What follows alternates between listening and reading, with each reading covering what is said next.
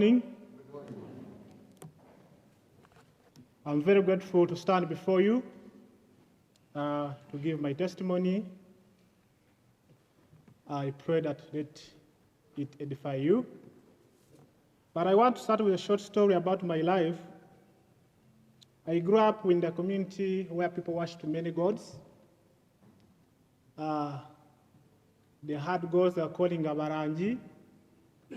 And my family was one of the few families who are Roman Catholic families. And I was introduced to church, confirmed in the Roman Catholic Church. But as I grew, my life was opposite with the Roman Catholic Church. I started reasoning out their faith and asking my father so many questions.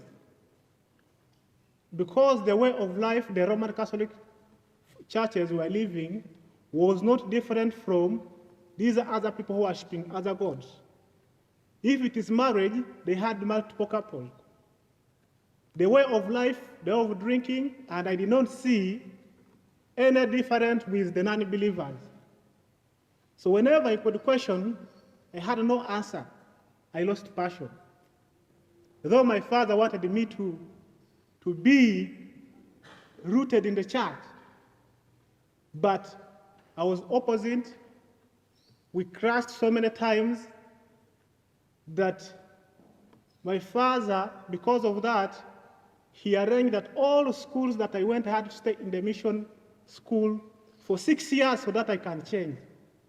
But the more I stayed there, I was among the people who could miss chapel. The suspicion I have, I don't steal, I don't drink alcohol, missing chapel sessions.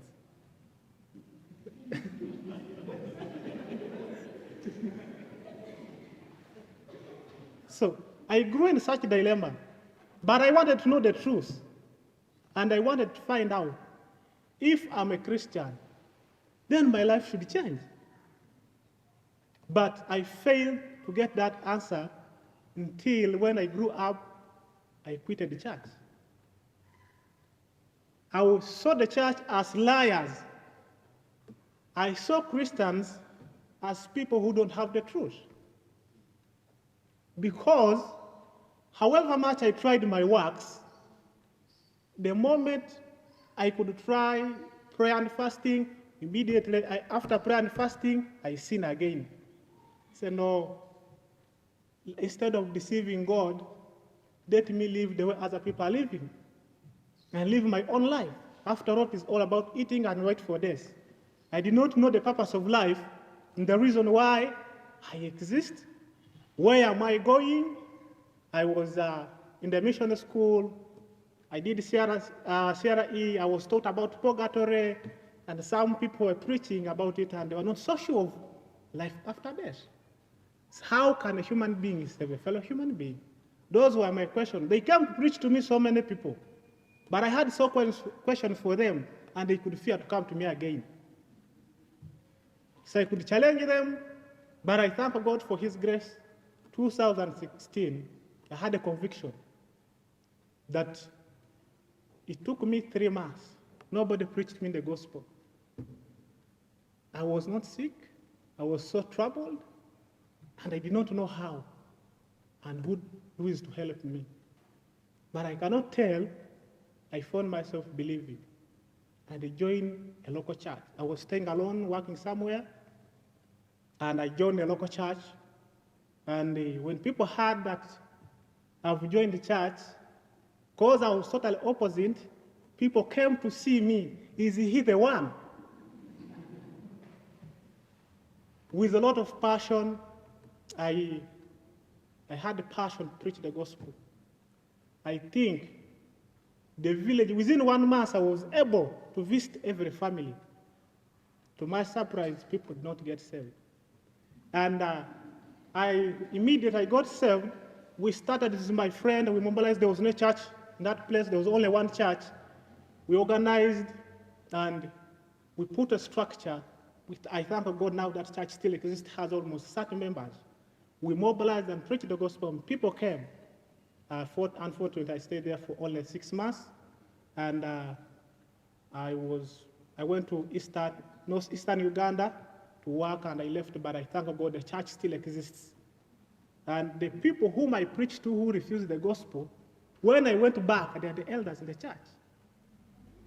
But still, I was wondering, not knowing the truth. Though struggling to know the truth, yes, I was in church, but I still had, I was a Manu supporter fan. That when Manu is playing, I could postpone the church programs.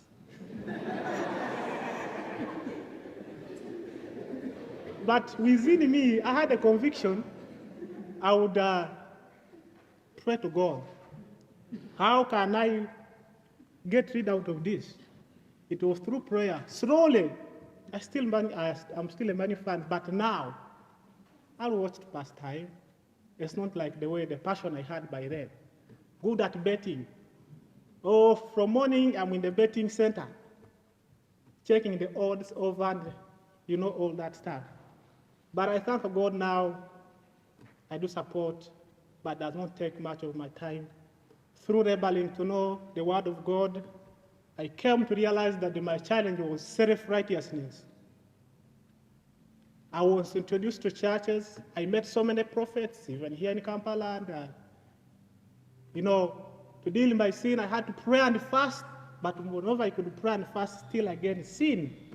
So what is this? Until when I rebelled and asked by God's grace to reveal to me, I came to know that I cannot save myself. It's only Jesus who can take my sin away and who can save me. That every day I lean unto him, and every day I kneel before him to ask for his grace, that I cannot stand on my own. And that's how I started to grow. And 2017, a friend of mine, I met him and asked him the truth, and he could not reveal to me much, and he said, I have no answers for you. He gave me a book of RSS Pro that transformed my life, and I'm interested to come and join. The book was Everybody is a Theologian.